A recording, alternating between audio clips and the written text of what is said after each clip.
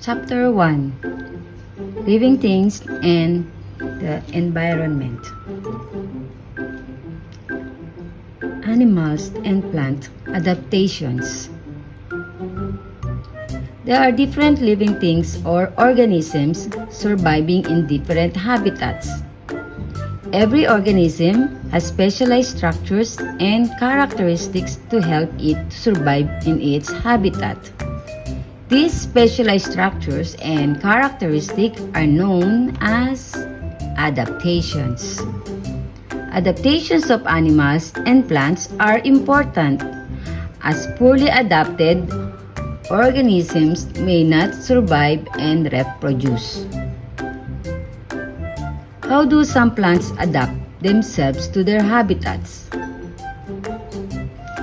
Water hyacinths are aquatic plants float on the surface of ponds and lakes. Their leaf stalks or petiole are hollowed and filled with air. This allows the plants to float, keeping the flowers and leaves above water to prevent rotting. Mangrove trees live in swampy areas. They have prop roots. Prop roots provide support to the mangrove trees to grow on soft mud.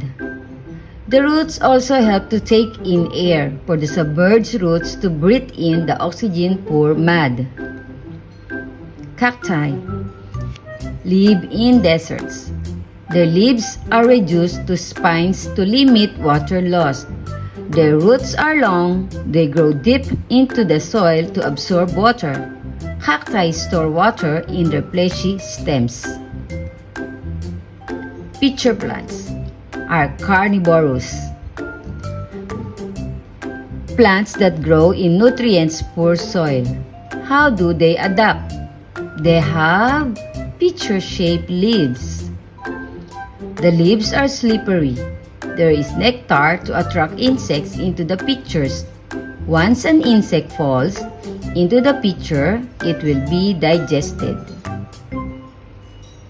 Conifers live in cold places. Their trees are cone-shaped to prevent snow from accumulating on them. Their needle-like or scale-like leaves have waxy cuticles to prevent water loss.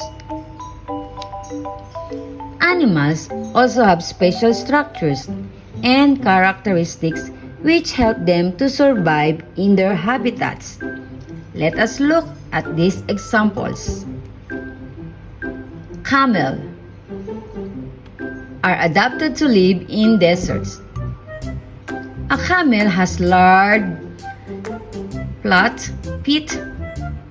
A camel has large and flat feet to walk on the sand easily. Its legs are long to keep its body away from the hot sand. It has long eyelashes to keep sand out of its eyes. It stores fat as food in its hump. It uses the fat when food and water are not available. Fish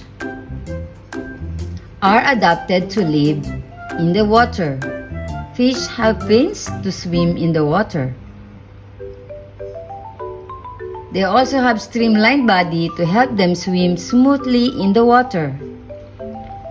Gills help them to take in the dissolved oxygen in the water.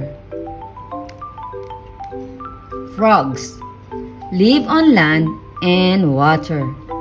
On land, frogs can breathe through their lungs. They have strong hind legs for leaping on land. In water, they can breathe with their moist skin. Their webbed feet help them swim in the water.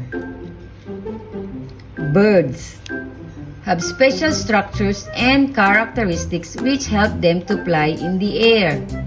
Their forelimbs are modified into wings for flying. They also have feathers and streamlined bodies to help them fly. Their bones are hollow to make their bodies light.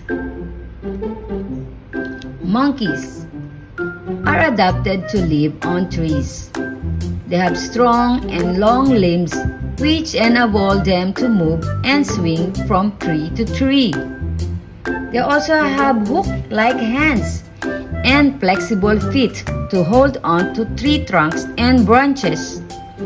Some monkeys have prehensile tails that can be used to grip branches and food. Polar regions like Arctic are habitats to polar bears. Polar bears have thick fur and thick layers of fat under the skin to keep their bodies warm. Their wide feet help them walk on snow and ice and to swim in water.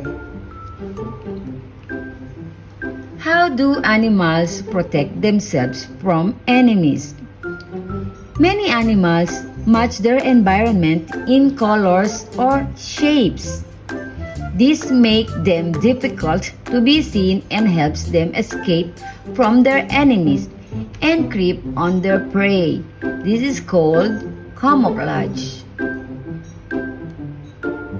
For example, some animals that live in snowy areas are white.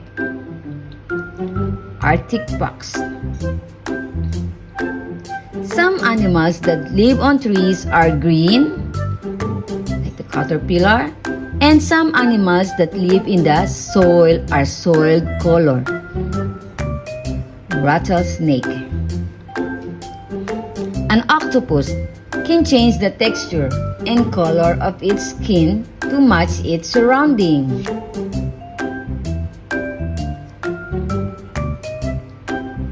Shape can also help to camouflage an animal. For example, a walking stick is shaped like twigs, and a leaf insects look like leaves. They blend well with their habitats. That's all. Thank you.